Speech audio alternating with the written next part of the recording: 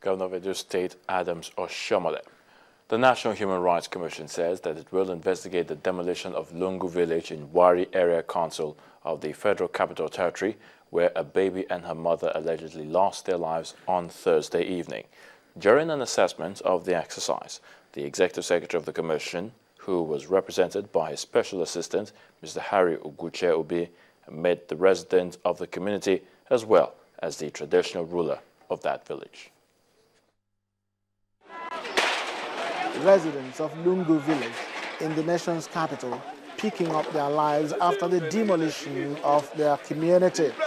Since yesterday, we just stranded. The residents narrated their experience while the demolition exercise took place. This ensures that it's money, because we know it's developers that are using the development control.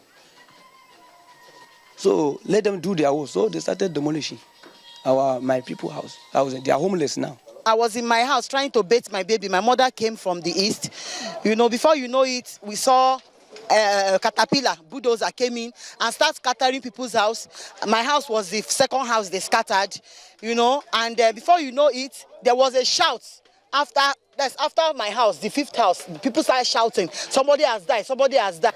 It happened that the woman she was packing her things, some of her things outside.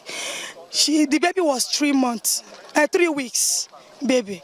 So when she was to pack things out, before she would come and carry her child, before she could come in, when you on the process, Mopo people, that is soldiers, stop her not to go in, to go and carry her child. She was crying, shouting.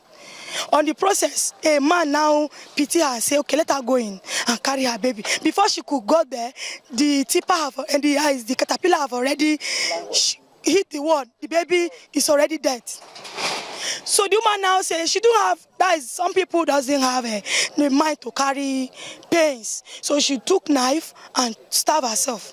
The National Human Rights Commission is in the community for an on-the-spot assessment of the situation.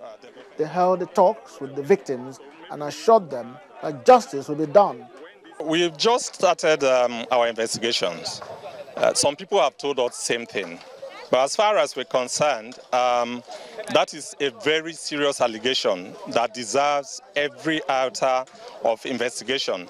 And you can trust that the National Human Rights Commission will definitely investigate this matter to its logical conclusion. These are the remains of Lungu village after the demolition exercise. The affected people will be hoping that something meaningful comes out of the investigation by the Human Rights Commission.